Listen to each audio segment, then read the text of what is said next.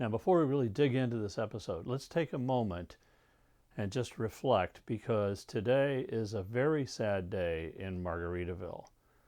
It was just announced today that Jimmy Buffett has died. What a great talent he was. Saw him many times and particularly enjoyed it. Rest in peace, Mr. Buffett. If you want to learn more about Jimmy Buffett, check out episode 47 that I did a while back. It's called Spending Your Money Foolishly.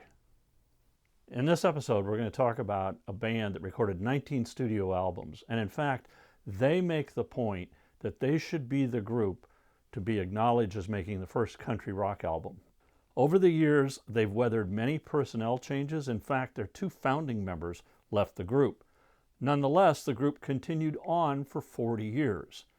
Now, not bad for a group that had to change their name immediately after they formed. Yeah, we're talking about Poco, and let's go pick up the pieces. Let's drop the needle. Now, in a very early episode, I talked about hearing some groups outside in the warm California sun on the grass at UCLA, and I mentioned seeing Poco there. But I think they really deserve their own episode because there is a great story about this band. Here's how it all started. On the last Buffalo Springfield album, Richie Furay joined up with Jim Messina and a steel pedal guitarist, Rusty Young, to record a song called Kind Woman. Now, Richie so liked that experience of the three of them playing together, he and Messina decided, okay, let's form a band and we'll include Rusty in it. So after the Springfield exploded, that's exactly what they did. And into this mix, they added Randy Meisner and George Grantham. Now, they decided to call the name of the group Pogo, after the cartoon character, which immediately got them into hot water because the creator of the character threatened to sue. So they had to quickly change their name to Poco. In 1969, they released their album called Pickin' Up the Pieces, and I really like this album. But there was some problems inside the band. Before the album came out, Richie and Randy Meisner were kind of really not getting along. Randy was upset at the direction Richie was trying to take the band into, and so he left. Now, if you look at the cover, you'll notice that Randy does not appear on the cover. He's been replaced by a dog. And in fact, Richie went in and wiped all the lead vocals that Randy had done off of the record, and George Grantham re-recorded those. But Randy's bass and background vocals can still be heard on the record. After Randy left, he joined up with Rick Nelson for a while, and then of course he became one of the founding members of the Eagles. Over the years, Richie has said that this album actually created the country rock genre. It's a fun and upbeat album. I like Nobody's Fool, Calico Lady, Make Me Smile, the title song, Picking Up the Pieces, and then, oh yeah, Just in Case It Happens, Yes Indeed. The album got good reviews, but it could only hit number 63 on the charts. Nonetheless, Poco had started. Now, shortly after the album was released, Timothy B. Schmidt replaced Randy Meisner on bass and started touring with them. The second album came out in 1970, and it's called Poco, and it's the first album to feature Timothy. Songs include Hurry Up, The Great You Better Think Twice, and Anyway Bye Bye. But in sales, this album actually did worse than their first album.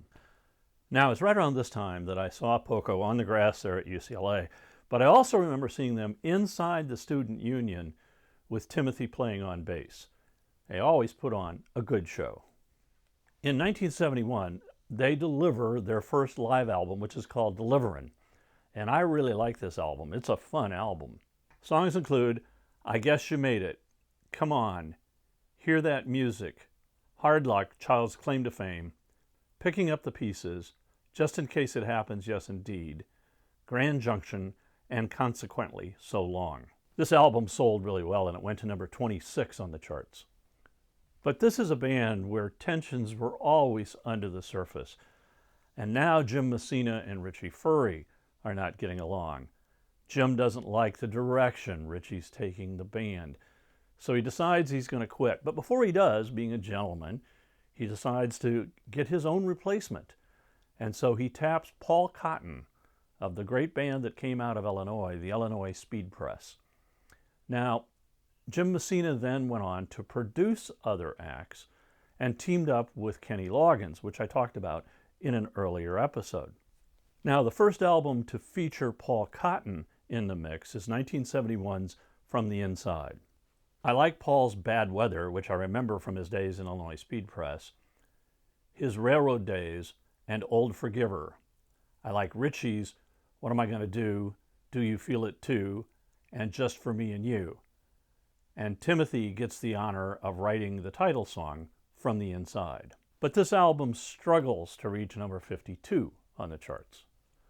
In 1972, they released an album called A Good Feeling to Know, and boy, that title song really rocks. In addition, there is And Settling Down, Ride the Country, and Early Times. I really like this album, but it could only reach number 69, and Richie was really getting frustrated with their lack of success, particularly as he watched his past bandmates go on to great successes. We're talking Stephen Stills and Neil Young, Randy Meisner, and Jim Messina, all doing way, way better than Richie is doing in Poco. You can see the frustration in Richie's eyes if you look very closely at the cover of their next album, Crazy Eyes. Now, it was right around this time that David Geffen approached Richie with the idea of having him join a band that Geffen was putting together, which was called the Souther Hillman Furay Band. Richie kept this idea secret from Poco during the recording of Crazy Eyes. The album includes Blue Water, Fool's Gold, Here We Go Again, Crazy Eyes, and Let's Dance Tonight.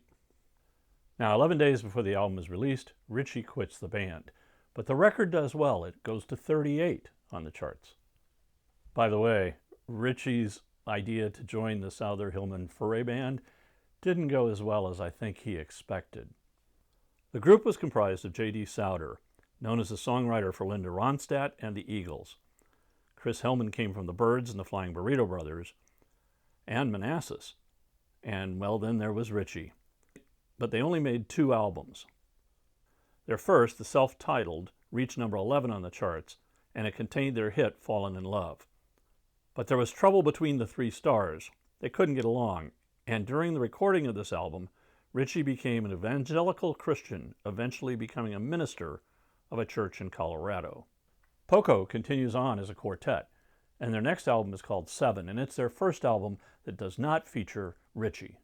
On this record, they moved a bit away from country rock and towards a harder rock feeling. I like Driving Wheel, Just Call My Name, and You've Got Your Reasons. And in that same year, they released another album called Cantamos. It's more a return to country rock.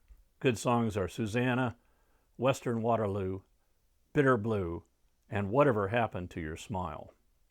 In 1975, Poco releases the album Head Over Heels, and it contains the single Keep On Trying, written by Timothy Schmidt, and it is Poco's best-selling single. The following year, they released an album called Rose of Cimarron, but it doesn't do very well. Things are getting a little tough again for Poco. But they continue on, and in 1977, they release an album called Indian Summer, but it is not well received. And so Timothy Schmidt decides he's leaving Poco. And where does he go? He goes to replace Randy Meisner, who has left the Eagles.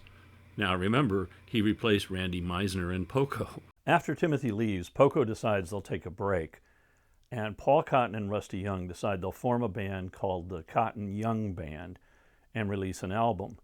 But their record label won't let them release it unless it is under the name Poco. So that album comes out, credited to Poco, and it's called Legends. Released in 1978, Legends did well, driven by the Rusty Young song Crazy Love, which was a hit, and the other hit on the record, Heart of the Night. Legend reaches number 14 on the charts, making it the biggest selling Poco album of all time. Now, even though Legends was such a hit, Poco's star was certainly fading. In the 1980s, they released 5 albums, and each one did worse than the one before. Those albums are Under the Gun, Blue and Gray, Cowboys and Englishmen, Ghost Town, and Inamorata. It took until 1999 for Poco to release another album, and this one is called Legacy, and it's interesting because it features the original lineup. You've got Richie, Rusty, Jim Messina, Randy Meisner, and George Grantham. Now apparently, Timothy B. Schmidt was invited to be part of the album, but he declined, and Paul Cotton was off on a solo tour. So it's just the original 5 on the record. The record did well, and it contained 2 top 40 hits, Call It Love and Nothing to Hide. But after the album, Richie decided to go back to being a minister at his church in Colorado. In 2002, Rusty Young, Paul Cotton, and George Grantham released an album called Running Horse. It does not do well. Poco continued to tour, but health problems plagued the band, and Paul Cotton and George Grantham missing many of the shows on the tour. And then in 2010, Paul Cotton leaves the band. In 2013, Poco releases an album called Fired Up, and on this album, Rusty Young is the only original member still in the group. But then Rusty decides at the age of 68 it's time for him to retire, and so he does. And then many years later, in 2021, Rusty Young passes away, and this officially marks the end of the band Poco. I must admit I like Poco, but I certainly have a fondness for the period that Richie was with them. I actually have always felt that he was the heart and soul of that band. Now, as usual, I've created a Spotify playlist, and here's the link to it, and you can go and listen to some of the songs that Poco has recorded that I put up there on the playlist. For a band that started from the ashes of the Buffalo Springfield and weathered many personnel changes and struggled for hits, Poco endured for 44 years. So I guess you can say that they really did manage to pick up the pieces.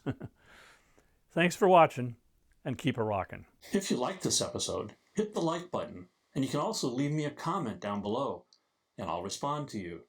If you subscribe, we'll let you know when future episodes come out.